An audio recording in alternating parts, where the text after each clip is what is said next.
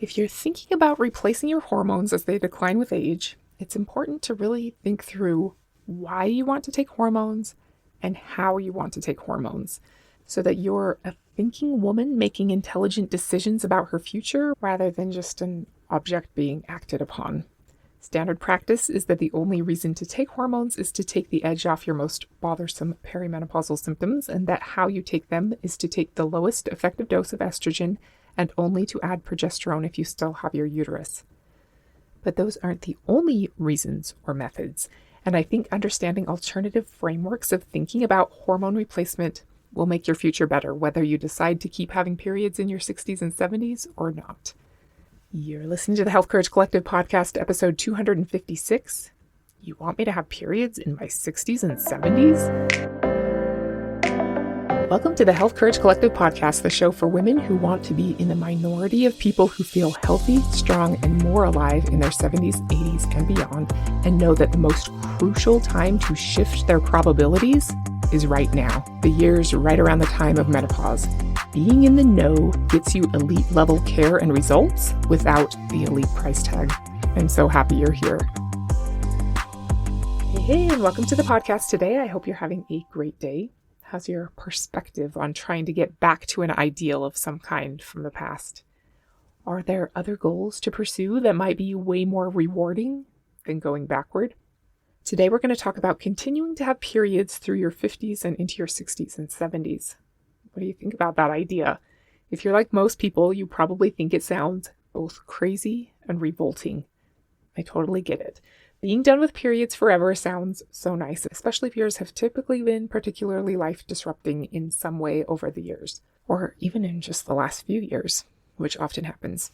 I remember thinking the best part of being pregnant was not having to have a period for a year, and most of us probably trained ourselves to tolerate the monthly inconvenience by thinking of it as the price we pay for youth or fertility or whatever.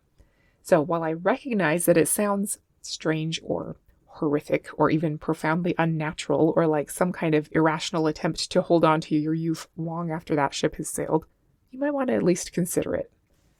I'd encourage you to take a few minutes today to at least hear the reasons why you might want to keep having a monthly bleed after you run out of eggs and stop ovulating.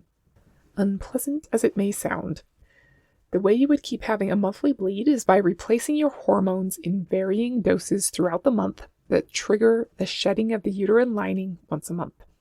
It's not about trying to restore your fertility so you could have a baby if you wanted to, which I assume you do not. And it's not for funsies or because you'll miss using tampons or something. There are practitioners who have found that mimicking natural young people hormone levels provides their patients with much better results than standard low-dose, same-dose everyday hormone replacement therapy does. Typical hormone replacement therapy is designed to give 50-year-old women just enough additional estrogen for her body to stop freaking out about low estrogen levels long enough to get through to the other side of menopause, which is not at all how young person hormone levels work. Testosterone in men is replaced up to the hormone levels they had in their youth, levels that help them feel good. Thyroid levels are replaced all the way back up to optimal youthful thyroid levels. Well, supposedly, traditional medicine gets a lot wrong there, but that's the goal. Someone with type 1 diabetes replaces their insulin in a way that best mimics what their pancreas would produce if it could. Hormone levels that will produce optimal physiology, not just the bare bones minimum to not have to suffer too much, just a little. Even though it's becoming more and more accepted that women's hormones are not scary or dangerous, as doctors were wrongly taught for 20 plus years, traditional hormone replacement for women is still very much fear-based. The majority of doctors who would prescribe hormone therapy to a late 40s or 50-year-old woman would do the lowest possible dose of estrogen patch or possibly an oral estrogen tablet and increase the dose only if it doesn't take the edge off her symptoms enough. And if she still has her uterus, they'll prescribe progesterone pills so she doesn't get endometrial cancer. That's it. That's standard. They're taught by the official medical people that there's no reason to test hormone levels because we are not treating hormone levels. We don't care what her hormone levels are. We're just trying to alleviate the worst of her symptoms temporarily. Some of them are starting to realize that Actually, keeping estrogen on board radically decreases her risk of osteoporosis and Alzheimer's and low libido and the more enlightened ones, cardiovascular disease, autoimmune diseases, depression and anxiety, gut dysbiosis, and skin problems. It's a good start. Millions of women were seriously harmed for decades by denial of hormone therapy, and it's finally starting to turn around. But imagine if we gave our bodies the ingredients they had naturally when they could effortlessly thrive instead of just enough to not be completely miserable. Not only that, but in our happy, healthy 30s and 20s, our bodies never produced the same amount of estrogen and progesterone every day. Our estrogen surges up to a quick peak on day 12 of the cycle and bumps up a little bit again on days 20 through 22. Our progesterone is normally very low until day 14 of the cycle, then slowly climbs up to a drastic high on day 21 and then slowly drops back down by day 28, which is what triggers the shedding of the uterine lining via bleeding. If we were to have gotten pregnant that month, progesterone would stay high for 9 more months. So it's not what our bodies and brains and bones and hearts are used to have the same level of hormones every day. And progesterone does a lot more than just protect your uterus from over-proliferation triggered by estrogen. I totally get that the argument could justifiably be made that the most natural strategy is to do nothing, allow all hormones to drop to almost zero, as nature programs us to do when we run out of viable eggs. But if we decide to provide our body with the ingredients it needs to not deteriorate as quickly, why not replace them in the way that our bodies are used to? One reason is because continuing to have periods is not super appealing. Another is because it requires advanced knowledge and testing and tweaking and a lot of individualization. You can't cookie cutter prescribe the same dose or protocol for every woman. Advocates for dosing hormones cyclically throughout the month, called physiologic restoration therapy, say that varying hormone levels are kind of like a Morse code that sends thousands of messages to every cell in our bodies in a language that we don't completely understand. They say that estradiol, our main estrogen, is known to control over 4,000 genes and 350 gene products via its rhythmic and predictable fluctuations. Hundreds or thousands of genes get turned on and turned off depending on naturally varying hormone levels day to day. And our cells don't get those Morse code messages when we just provide a single low monotonous tone, like with an estrogen patch and daily progesterone capsule. We don't understand all of the effects of stopping the natural cycle of hormone release, but it does seem to result in more entropy or disorder in the functioning of our cells, taking us down a path toward chronic disease. One cool thing discussed in an article in the Journal of Biology of Reproduction shows that in order for us to get the benefits of progesterone, which are many, we need functional and plentiful progesterone receptors, and that one of the main drivers of the production of progesterone receptors is the day 12 peak of estradiol. Without that estrogen peak on day 12 that you only get if you still ovulate or are on rhythmic hormone replacement, there's a very good chance that you don't have enough progesterone receptors to optimally benefit from your progesterone doses that you're taking. An article in the Journal of the American Heart Association shows that bone marrow-derived cells called endothelial progenitor cells help repair damaged cells in the heart and require a high level of estradiol to be able to come collect in the blood vessels of the heart and start doing their repair work. It appears that low-dose estrogen replacement doesn't stimulate those endothelial progenitor cells the way natural physiologic levels of estrogen do. To be clear, these are reports of things that have been studied that seem to indicate that higher young person levels and cycles of hormones are needed to get many of the benefits of estrogen and progesterone.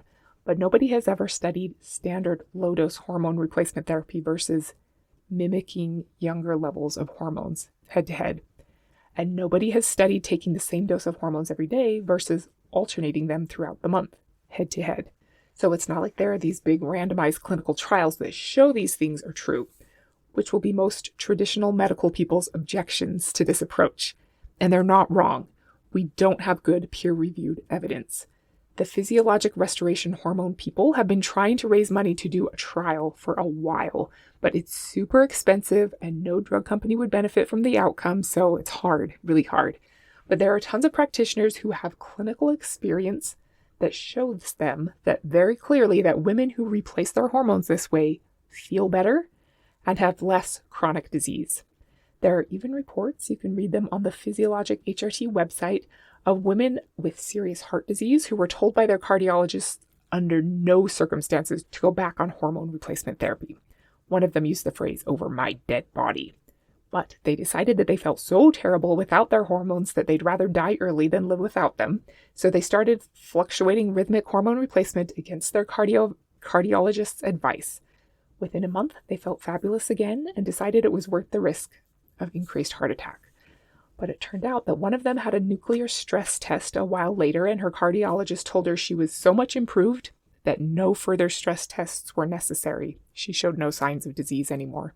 Something that almost never happens, and one had a coronary angiogram that showed dramatic improvement in her heart disease.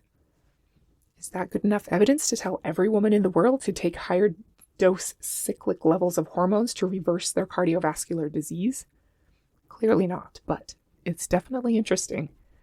Of course, you could also, rightly so, make the argument that there is what's called a healthy user bias in women who restore their hormones rhythmically.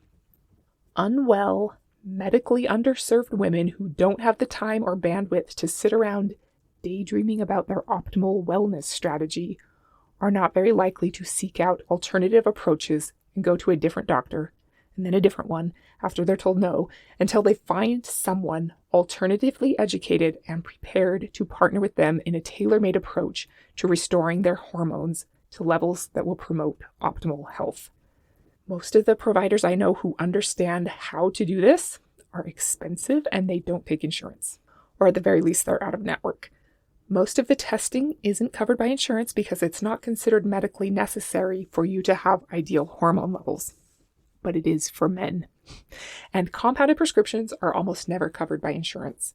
So it is for sure a treatment strategy skewed toward more health conscious and more wealthy women, unfortunately, because we need all women thriving in their 50s, 60s, 70s, and beyond. Imagine how much better the world would be if they were. Medical practice is so clinical trial dependent, and clinical trials are so pharmaceutical and medical device industry dependent, that medical practice has really become doctors doing only what the pharmaceutical companies tell them to do, because they genuinely believe it's in their patient's best interest. The data says so, after all. But I don't think we can ignore decades and decades worth of clinical experience of practitioners who do things differently until the day comes when a study shows that women who replace their hormones back to levels and cycles that match what their body is used to on its own helps them feel better and lowers their risk of all of the chronic diseases that appear once that natural level and rhythm ends. It's widely accepted that the hormones women's bodies produce in their 20s and 30s and early 40s are protective agents that lower their risk of all of the chronic diseases of aging, but not that keeping those protective agents around in the same amounts and rhythms is a good idea. That's kind of crazy to me. It's commonly accepted that estrogen is one of the best ways to prevent osteoporosis. Even very hormone-resistant doctors will admit that. Low-dose estrogen at the same dose every day helps slow down bone loss remarkably well. So you develop weak bones much more slowly than a woman with no estrogen support. And bone loss starts its rapid acceleration in perimenopause, not just after you stop having periods. So it really is something you should be thinking about now, even if you're only 39, because it has likely already started. But an article in the Journal of Osteoporosis showed that progesterone is also important for bone health. Women need to have at least 5 menstrual cycles per year with optimal levels of high progesterone after ovulation to prevent bone loss. Those cyclically high progesterone levels in the second half of the cycle help prevent the typical bone loss of 1% per year that happens even if she has estrogen present. Estrogen helps prevent bone breakdown, but progesterone helps stimulate bone growth. And their cycle of estrogen being high on day 12 and then progesterone being high on day 21 seems to provide an optimum environment for proper bone turnover.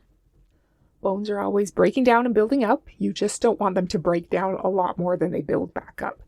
And bisphosphonate medications, the big guns for osteoporosis like Fosamax, prevent bone breakdown so thoroughly that they actually cause more brittle bones. We talked about this in episode 230, what I didn't know before about bone health. Without bone remodeling, bones become unhealthy. Mainstream medicine tells us that the best we can hope for is to slow down the rate at which our bones get weaker. But practitioners who prescribe rhythmic hormone replacement therapy have seen increases in their patients' troublesome bone density scores. They propose that the reason is not only because estrogen and progesterone are bone protective in different ways, but also because they keep the immune system young. Estrogen stimulates the production of an immune system molecule called osteoprogesterone, and progesterone activates an immune system function called rankle, which allows bone to be broken down and rebuilt in the way it was in our 20s and 30s, which doesn't just keep bones from losing density, but helps them stay younger. In episode 230, we talked about how it's not just about bone density, but you also want your bones to be able to bend a little bit. That's tensile strength, and you don't get it from bisphosphonates. You get the opposite, actually. Okay, what about breast health? The horrendous reports that came out of the Women's Health Initiative said that estrogen caused breast cancer, but what their study actually showed was that oral horse estrogen plus the synthetic progestin medroxyprogesterone acetate slightly increased unhealthy older women's risk of getting breast cancer. But actually, their study showed that oral horse estrogen alone decreased her risk of breast cancer a tiny bit. So it's pretty clear to me that the problem was the synthetic progestin medroxyprogesterone acetate. But the headlines were so big that the fear persists, even though the natural, dramatic increase in breast cancer rates tends to come when? Yeah, with the drop in hormones at the time of menopause. So what would happen if your estrogen and progesterone levels and cyclic rhythms stayed the same? One thing is that there's a tumor suppressor gene in your DNA called p53. It allows for DNA repair and the killing of cells with too much DNA damage, which is a natural good thing. It's like a cleanup system. p53 is activated by a brief high concentration of estradiol, like what happens on day 12 of a normal menstrual cycle, or a rhythmic hormone replacement schedule. I'll put a link to the article in the Journal of Cancer Research about p53. Potentially a big deal, but it doesn't have tons of studies about it yet. But it does seem that the key to its cancer-suppressing magic is cyclically high levels of estradiol and progesterone once a month. And just another reason why progesterone is good for more than just protecting your uterine lining, a periodically high level of progesterone once a month stimulates the actions of p53 and another tumor suppressor gene called p27, which encourages cell death of unhealthy cells. There are probably a bunch of other things that fluctuating levels of hormones do that we haven't realized yet, but it's not only about allowing for pregnancy. Or, I guess, maybe it is, but we have the ability to harness all of the body protective benefits of staying healthy enough to reproduce, even after we're not actually able to reproduce and reproduction is no longer our goal. Our bodies were made to thrive on their own, but they need all of their proper resources to be able to do so. Optimal levels of estrogen and progesterone that change throughout the month is one of those resources. There are many others. Deciding what you want to do with your hormones as your body's natural production declines matters to your long-term health. Only you can decide what's best for you, but I hope you've at least considered that using hormones at physiologic levels that change throughout the month has some advantages. Replacing your hormones up to optimal levels, the same way you would if you had other hormone deficiencies like thyroid or insulin production problems, rather than taking just barely enough to suppress your most bothersome symptoms, is a strategy with benefits. Benefits to your mood, energy levels, metabolism, sleep, bone health, brain health, cardiovascular health, dementia risk, cancer risk, etc. And practitioners with decades of experience with thousands of patients agree that women who choose to do physiologic restoration just feel better and are less likely to have chronic health problems down the line. And that they find that a low dose that's the same every day usually does sort of okay for a while, but then just ends up not being enough eventually as their own hormones fade away. There are definitely drawbacks to replacing your hormones rhythmically. In my opinion, the biggest one is continuing to have a monthly bleed. That kind of sucks, I'm not going to lie. The next one is that insurance is most likely not going to pay for your estrogen the way they would if you got a tablet or a patch. The third is that you have to remember what to do on what day of the month. It's really not that hard, but you have to know what day of the month it is so you know which dose to take. Another drawback is that if you're using an estrogen cream, which is pretty likely, then you'll have to be careful not to transfer your estrogen dose to others, including your pets. That means putting it somewhere you're not going to touch other people with. That sounded weird, but what I mean is that the inside of your forearm is a great spot for hormone cream absorption, but if you frequently side hug people or hold your cat or whatever, that might not be a great place, and you need to consider that. But there are plenty of other good application spot options. And you want to wash your hands after you rub it in, or don't use your hand to rub it in. Another disadvantage, if you think of it that way, is that you should use testing to help guide your decisions. It costs money and it's a bit more time consuming, and you need to work with someone who knows what they're doing. Traditional hormone replacement doesn't use testing, which is easier, but you miss out on a lot of really important and helpful information that will make your life better. It depends on whether you want to use a one-size-fits-all approach to take the edge off your biggest complaints, or tailor-make a plan that provides your body with more of the resources it needs and recognizes to function at a level with less entropy, a more optimal level and rhythm. If you want to learn more about physiologic restoration therapy, you can go to their website, womenshormonenetwork.org. I'll put a link in the show notes. They have some useful links and articles that you could click around on. If you want to finally make an intelligent decision about what you want to do as your hormones change, get on the waitlist for my beta program that I'm currently calling Hormone Peace of Mind. You can help me figure out what is most useful to you, and I will personally be right there with you to provide you with the knowledge, information, and confidence you need to help you figure out what makes the most sense for you and help you find a provider to work with so you can finally be done wondering what the best thing to do is and actually get what you want and deserve, so you can stay fabulous for decades to come.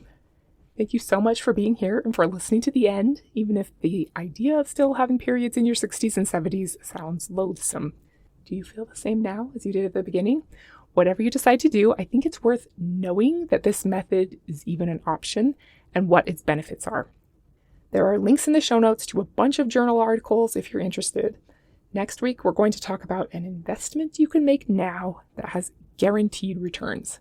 Until then, appreciate the ways your cyclically fluctuating hormone levels protected you for decades, and it'll be normal. Thank you so much for spending your precious time with me today. If you found something valuable in today's episode, I'd be so grateful if you'd share it with a forward-thinking friend and subscribe to future episodes.